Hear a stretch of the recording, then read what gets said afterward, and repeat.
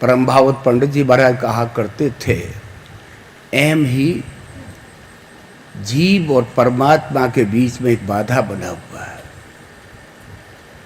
जीव जो परमात्मा का अंश है, इस अहम के कारण उससे मिल नहीं पा रहा है। ये अहम बहुआयामी है, न मालूम किस तरह से ये बस दबोच लेता है मनुष्य को। जीव मात्र उसके आगोश में है। हर व्यक्ति अहम है उसमें। विद्या का अहम,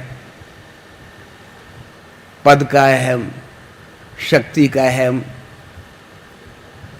बहुत कुछ प्राप्त कर लिया है, भक्त हो गए उसका अहम, जाप इत्यादि करते रहे उसका अहम, कि हमने आज इतना जाप कर लिया, इतना कर लिया, कल और करें ज़्यादा। ये अहम जो है सांसारिक कार्यों में ही बाधा नहीं डालता है, आध्यात्मिक कार्यों में ही बाधा डालता रहता है, हमें आगे बढ़ने ही नहीं देता है। वास्तविकता यही है कि जब तक ये अहम दूर नहीं होगा, तब तक ये जीव उस परमात्मा को प्राप्त करने में असमर्थ ही रहेगा।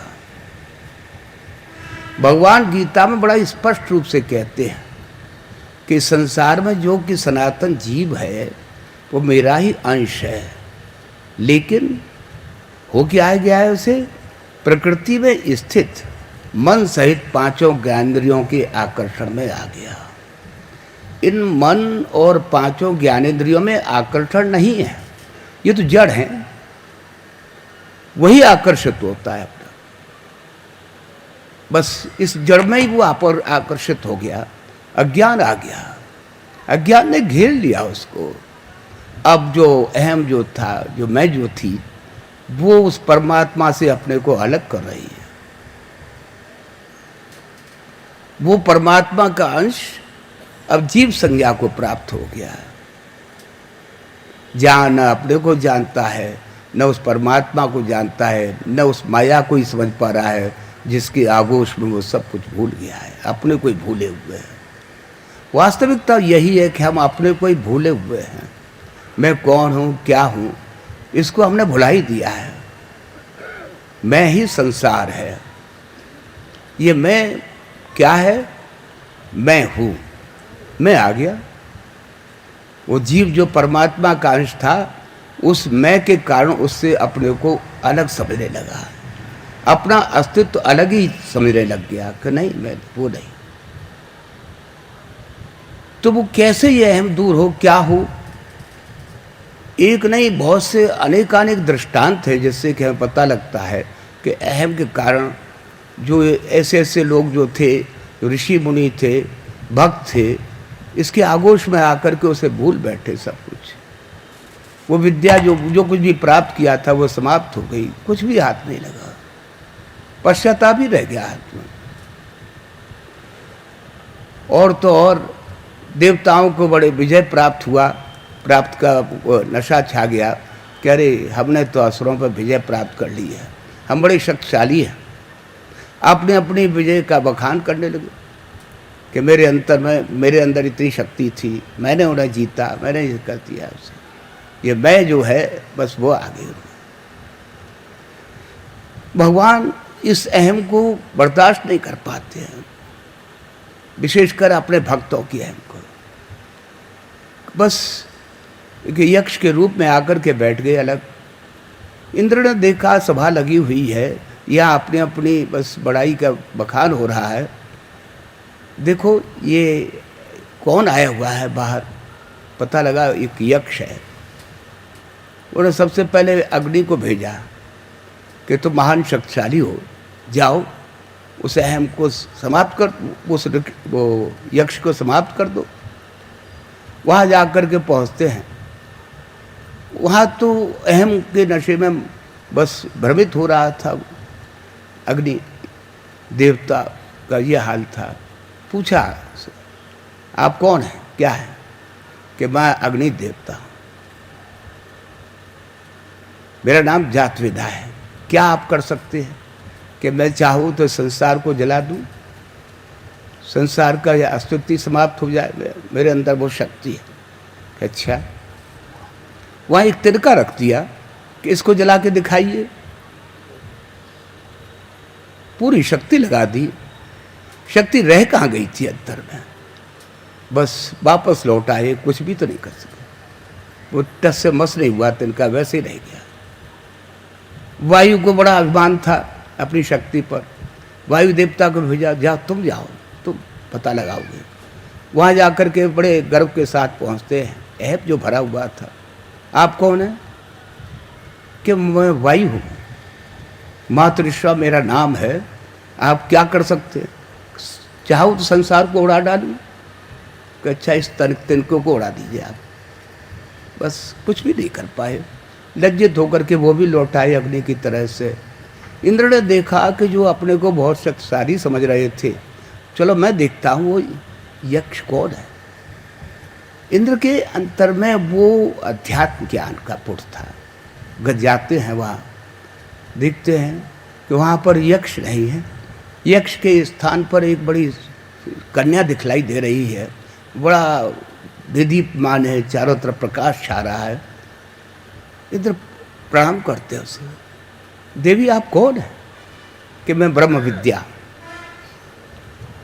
वो ज्ञान वहाँ पर इंद्र को प्राप्त होता है। वो कहती है कि इन आपके दोनों जो कि देवता जो थे अपने को बहुत ही शक्तिशाली समझ रहे थे, ये शक्ति उनकी थी कहाँ? इसे आपने मान लिया उन्होंने। शक्ति जिसकी थी उस परमात्मा ने खींच लिया। वो परमात्मा इस यक्ष के रूप में यहाँ पे आया हुआ था।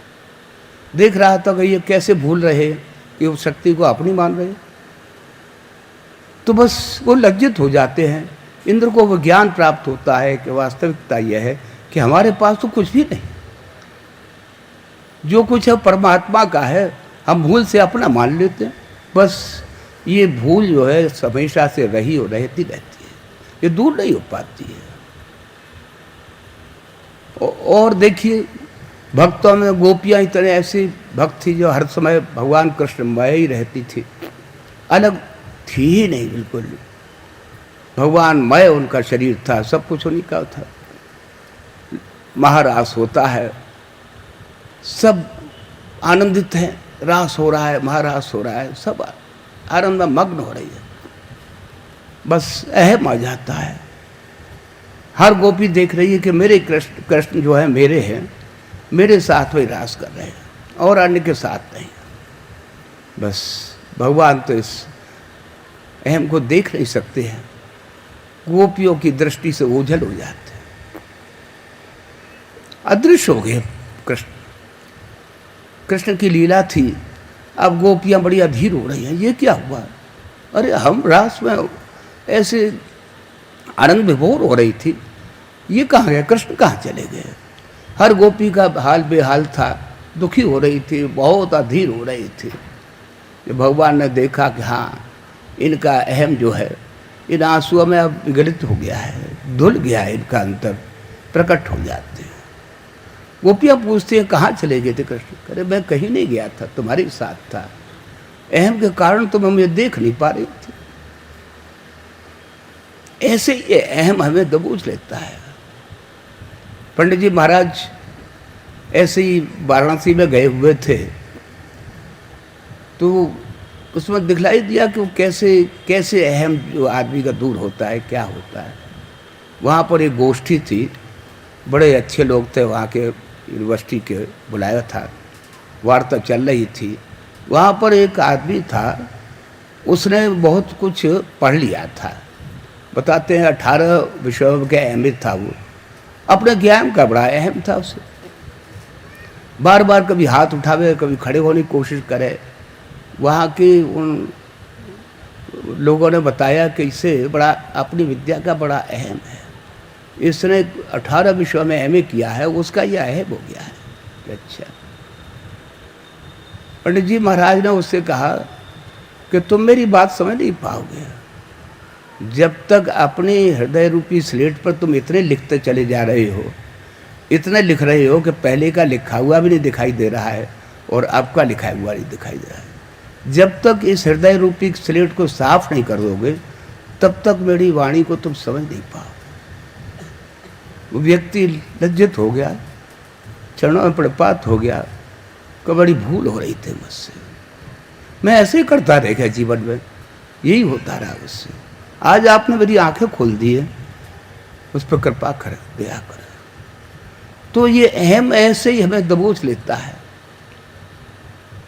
जब मैं था तब हारे नहीं, अब हारे हैं मैं नाय, प्रेम गली अति साकरी जामे दूर समाए। बड़ा संकीर्ण रास्ता है अंतर का। अहम आ गया तो परमात्मा तो बस है ही नहीं, वो कोई पता ही लगेगा कहाँ क्या। परमात्मा है तो अहम दूर हो जाता है, वो और कुछ नहीं है। ये अहम जो है संतों की शरण में जाने से दूर हो पाएगा, और कुछ उपाय नहीं है। जितने भी महात्मा हुए और बड़े बड़े ऐसे लोग हुए, बड़े ज्ञानी पुरुष, हुआ यही कि ऐसे बस महात्मा के जो कि बिल्कुल ही अहम से विरक्त हो चुके हैं, अहम है ही नहीं, जिनका कि शरीर क्या स्वयं भी उस परमात्मा स्वरूप है, बस उनके समक्ष पहुंच गए, अहम दूर होता चला गया। वो तभी दूर होगा जबकि अपनी शक्ति का प्रदर्शन समाप्त हो जाए, कि जो कुछ भी है उसका दिया हुआ है। हमारे पास क्या था, क्या लेकर के आए थे, क्या लेके जाएंगे यहाँ से। जो कुछ प्राप्त हुआ है यहाँ पर वो सब परमात्मा की कृपा से प्राप्त हुआ। अथर्ववेद में बड़ा बढ़िया आता है कि ये जितनी भी उपलब्धियां तुम अपनी समझ रही हो, तुम्हारी नहीं है, इनको सबको बांट दो तुम, तब ठीक रहेगा। तभी होता है सब कुछ। जब तक मनुष्य ये समझे कि हमने अपने पुरुषार्थ से ये सब कमाया है, हमारा ही है, तब तक तो अहम और उसे परेशान करता रहेगा।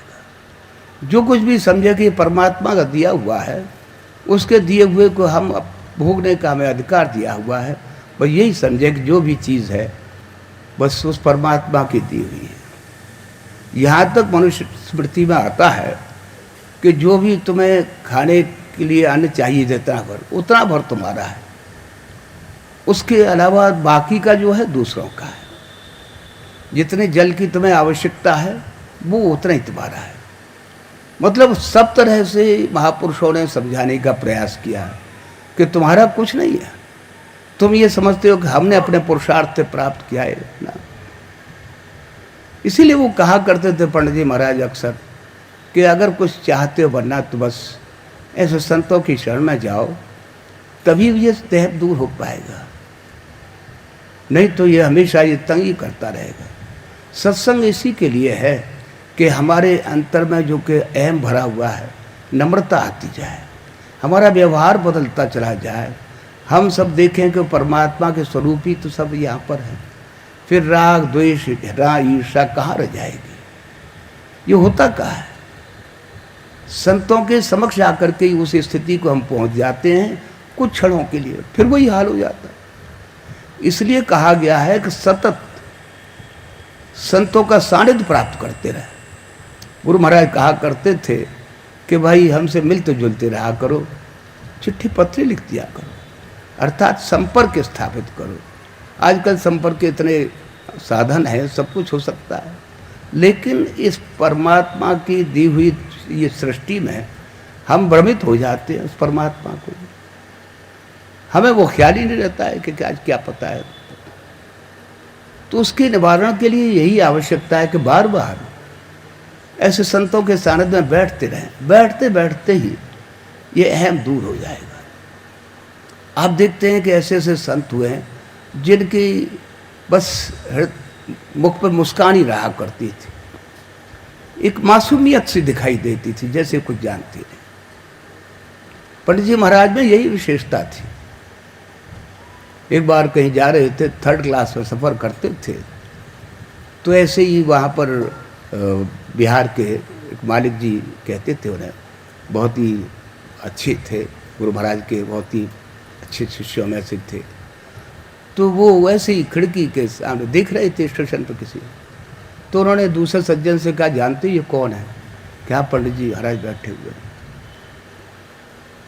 कि तुम देख रहे हो कि ये बिल्कुल सरल से दिखाई दे रहे हैं, इनमें वो शक्ति है कि जो चाहे सो कर सकते हैं। लेकिन उस शक्ति का इन्हें अहम है ही नहीं, क्या कर सकते। तो संतों में यही विशेषता हुआ करती है, सब कुछ होते हुए भी वो सब परमात्मा को समझते हैं। वही समर्पण की स्थिति हुआ करती है, सम्यक रूपेण अर्पण, जहाँ पर अपना कुछ नहीं रह गया है, वो परमात्मा स्वरूप ही हो गया। हमारी बुद्धि, मन बुद्धि अहम उस परमात्मा के मन बुद्धि अहम में विलीन हो चुके हैं। ये अपने बस का है नहीं, संत ही कृपा करते हैं। ऐसे सदगुरु की कहीं कृपा हो जाए करती है ऐसे पर, जो कि इस तरह से उनकी सेवा में लगा रहता है और निष्काम सेवा में लगा रहता है, प्रसन्न होते हैं और ये अहम दूर होता चला जाता है, क्योंकि उसने अपने को विलीन कर दिया है। गुरु ही रह गए उसके जीवन में, तब इस अहम से कहीं बच पाएंगे। पंडित जी महाराज के अंदर हमने देखा था कि वो हमेशा बस गुरु महाराज की याद में रहा करते थे। यही कहा करते थे कि भाई याद का उल्टा ही दया होता है, उनकी याद करते रहोगे तो दया प्राप्त होती रहेगी। उसी के लिए हम बैठते हैं नित्य प्रति कि हमारे मन में इतना ये अहम भरा हुआ है, इतने ये दोष भरे हुए हैं, उसका हम कैसे दूर करें, क्या करें। इसकी सबसे बड़ी तदबीर जो है, उपाय जो है, वो ये है कि गुरु के उस विशाल चरित्र को हम अपने चरित्र से मिलान करते रहें। गुरु के बस उस चरित्र को अपने चरित्र से मिलान करें। वो कैसे हैं, क्या है, हम में कितनी त्रुटियाँ हैं, हमारा क्या हाल है। तो धीरे धीरे क्या होगा, ये आत्मनिरीक्षण है, अपने को देखें। हमारी दृष्टि बहिर्मुखी है, दूसरों की ओर निगाह जाती है, अपनी ओर देखते नहीं हैं। अपनी ओर देखेंगे तो धीरे धीरे कहेंगे कि अरे इसमें ये अवगुण नहीं है, हमारे अंदर तो इससे ही बड़े बहुत भरे हुए हैं। उनको दूर करने का प्रयास करें और उसमें बस उपाय एक ही है, गुरु से प्रार्थना।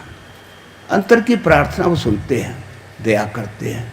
उसी के लिए हम सब भी यहाँ पर बैठे हुए हैं। यहाँ के भाई बहनों की श्रद्धा देखने के लिए लायक होती है, किस तरह से वो लगे रहते हैं सत्संग में। बस यहाँ की सेवा जो है इस किसी व्यक्ति विशेष की नहीं है, गुरु की सेवा है, उससे वो प्रसन्न रहते हैं। बस प्रार्थना यही है कि हम सब पर दया करते रहें और ये हमारा अहम किसी प्रकार दूर हो पाए, हम उनको ही होकर के रह जाएं, उसी के लिए बैठे हैं। यहाँ पर ये नैवेद्य जो कुछ भी है उनका दिया हुआ है, देने वाले वही हैं। बस यही प्रार्थना है कि इस नैवेद्य के साथ हम सब भूले भटकों पर दया करते रहें, कृपा करें। 2 मिनट ध्यान करेंगे, इस नैवेद्य को अर्पित करें।